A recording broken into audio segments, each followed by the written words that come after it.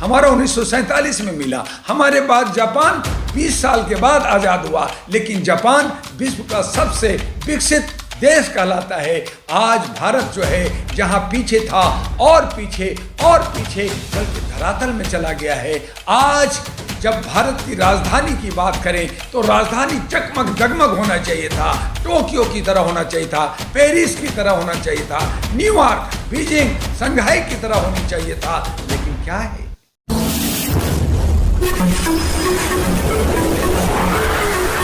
बिल्कुल सही कहा जर्नलिस्ट महोदय, मैं बड़े दावेदार तो नहीं हूँ, लेकिन नया सवेरा, एक नया बदलाव की बात जरूर मैं कर रहा हूँ।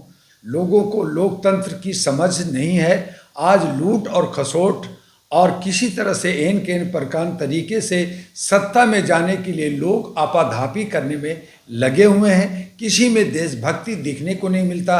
अगर देशभक्ति मिलता तो वो मुख्य मुद्दे की बात करते, रोजगार की बात करते। हमारे नौजवान जो बेरोजगार हैं, हमारे जो महंगाई बढ़ रही है, हमारी जो महिलाएं जो परेशान है, उनकी सुरक्षा नहीं मिल रही है, उसकी बात करते। हमारे जितने भी नौजवान हैं जो इधर उधर भटक रहे हैं, कोई चोरी कर रहा है, कोई डकैती कर रहा है, कोई झूठ बोल रहा है, कोई गलत सलत काम कर रहा है, तो उनको आर्थिक आज़ादी नहीं है, उनके पॉकेट में 100 रुपया नहीं है, वो परेशान रहते हैं। घर परिवार में कलह बनी हुई है, मियाँ बीवी में, बच्चों में झगड़े हो रहे हैं। क्यों? क्योंकि वो आज़ाद अपने को महसूस नहीं कर रहे, कहीं ना कहीं वो दिल मसोट कर करके रहते हैं। आज ज़रूरत इस बात का है कि अगर हम शाइनिंग इंडिया की बात कर रहे हैं, अगर हम विकास की बात कर रहे हैं, तो उस पर हमने काम क्या किया? देश की आज़ादी हमारा 1947 में मिला। हमारे बाद जापान 20 साल के बाद आज़ाद हुआ, लेकिन जापान विश्व का सबसे विकसित देश कहलाता है। आज भारत जो है जहां पीछे था और पीछे और पीछे, बल्कि धरातल में चला गया है। आज जब भारत की राजधानी की बात करें तो राजधानी चकमक जगमग होना चाहिए था, टोक्यो की तरह होना चाहिए था, पेरिस की तरह होना चाहिए था, न्यूयॉर्क, बीजिंग, शंघाई की तरह होनी चाहिए था, लेकिन क्या है? आप देख रहे हैं हर जगह गंदगी ही गंदगी है, हर जगह अव्यवस्था ही अव्यवस्था है। दुनिया भर की हर गली, हर मोहल्ला, हर RW के अंदर समस्या ही समस्या है। यहाँ पे 36 राज्यों के लोग आते हैं, बसते हैं, पढ़ते हैं। यहाँ हमारे राजदूत रहते हैं, यहाँ हमारे प्रधानमंत्री, राष्ट्रपति और कैबिनेट मिनिस्टर रहते हैं। यहाँ जजेस, जस्टिस, सुप्रीम कोर्ट के चीफ जस्टिस रहते हैं। यहाँ हमारे तमाम बड़े बड़े व्यापारी रहते हैं, बड़े बड़े हमारे एजुकेशन के हब हैं, लेकिन उनकी हालत क्या है? बहुत बुरी हालत है। इस हालत में हम कैसे विकास करेंगे, किस तरह से हम विश्व गुरु बनेंगे, इस पे किसी को सोचना नहीं है। सभी लोग जो है एक थाली में चट्टे बट्टे एक ही तरह की बात करते हैं, एक ही तरह का जुमला फेंकते हैं कि फ्री में रबड़ी दे दो, कुछ जो है घूस दे दो। ये भ्रष्टाचार खत्म करने की बात नहीं, बल्कि भ्रष्टाचार करते हैं, एक प्रत्यक्ष रूप से, एक अप्रत्यक्ष रूप से। आज देखिए दिल्ली की विधानसभा में कोई कह रहा है मैं इतना दूंगा, कोई जो है पैसा बांट रहा है, कोई कुछ और बांट रहा है, कुछ इस तरह से जनता को खरीदा जा रहा है, जनता को घूस दिया जा रहा है। जनता को खरीदा जा रहा है या गिरवी बनाया जा रहा है? गिरवी, क्योंकि बहुत बड़ा फंड जो है, बड़े बड़ी जो पॉलिटिकल पार्टियां हैं वो प्रचार प्रसार में खर्च कर रही है। बिल्कुल कहा। देखिए ये गिरवी और ये बोकाल करके, ये दिखा कर करके कि मैं बहुत बड़ा हूँ, मैं देखो जी मेरे साथ बहुत लोग हैं और ये मैंने इतना किया, तो ये सब जो खर्चा कर रहे हैं, ये जो दिखावटी कर रहे हैं, किसके लिए?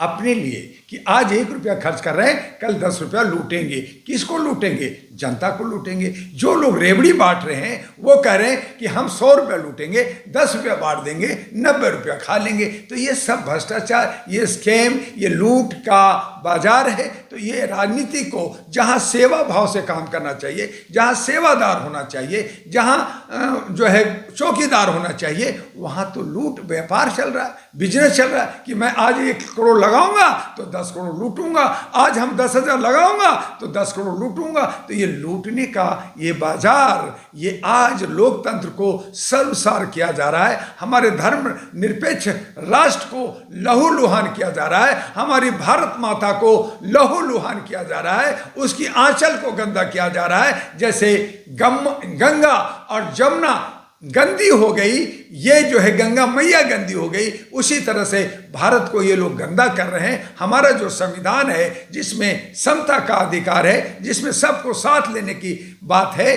ये सब कहते हैं कि मैं राम राज लाऊंगा। अरे राम राज कैसे लाओगे? तो मैं हिंदुत्व लाऊंगा, मैं सनातन लाऊंगा।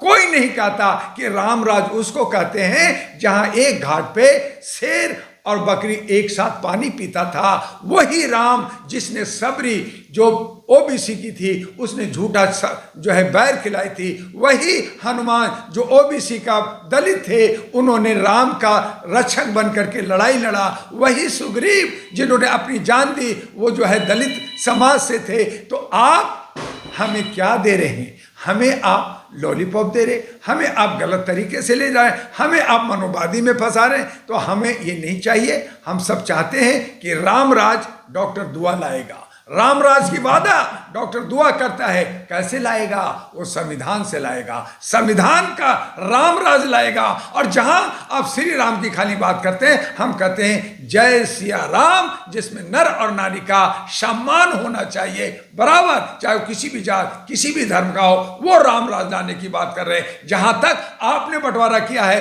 क्षुद्र बनाया है, बहुसंख्यक बनाया है, मूल निवासी बनाया है, उसके लिए जय भीमम, भीम नहीं भीमम, बुद्धम शरणम गच्छामि, हम जय भीमम का समर्थन करते हैं। और जहां तक मुसलमानों का बात है, हम जय मीम, अगर वो जय से उनको नफरत है तो हम अल मीम कहते हैं कि मुसलमान भी और हमारा दलित शोषित भी, ओबीसी भी, अल्पसंख्यक भी और मनुवादी भी सब मिलकर के इस धर्मनिरपेक्ष राज को, राष्ट्र को बनाएंगे। हम संविधान को बचाएंगे और साथ मिलकर रहेंगे। जैसे पहला हमारा देश बहुत सोने की चिड़िया था, खुशहाल था, हमने कभी किसी पे अटैक नहीं किया। दूसरे देश के लोग, दूसरे आक्रांता लोग हमारे भारत पे राज किया। हम राज फिर से पूरे विश्व पे करेंगे, शांति और सद्भावना और सौहार्द से जैसे पहले किया। लेकिन आज हम पीछे जा रहे हैं, उससे हमें बचना होगा। और इन तमाम जो गलत नेता हैं उनको बाहर करना होगा और नए नौजवानों को, नए यूथ को मौका देना होगा,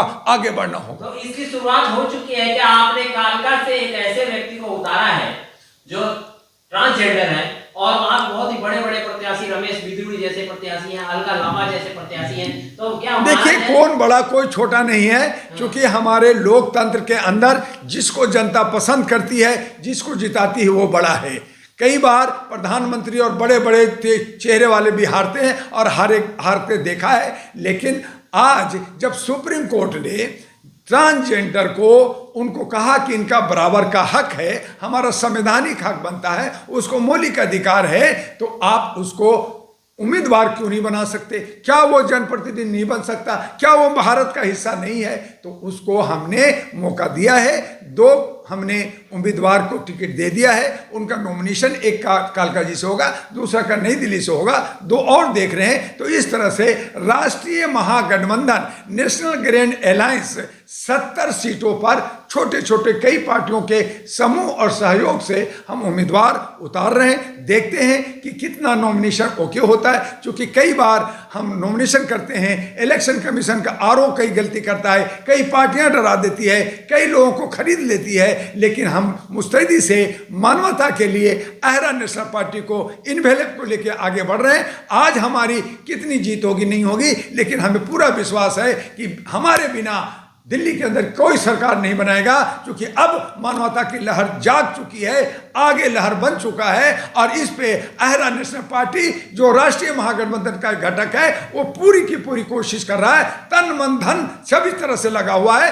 सभी तरह से हम लोगों को समझाने का जन आंदोलन करेंगे, सड़कों पर रैलियां करेंगे, जो कुछ होगा जनता को बचाएंगे। और अगर हमें थोड़ा देर हो गया है, लेकिन इस देर को भी हम जो है अंजाम तक ले जाएंगे और यहां से फिर बिहार में कुछ करेंगे।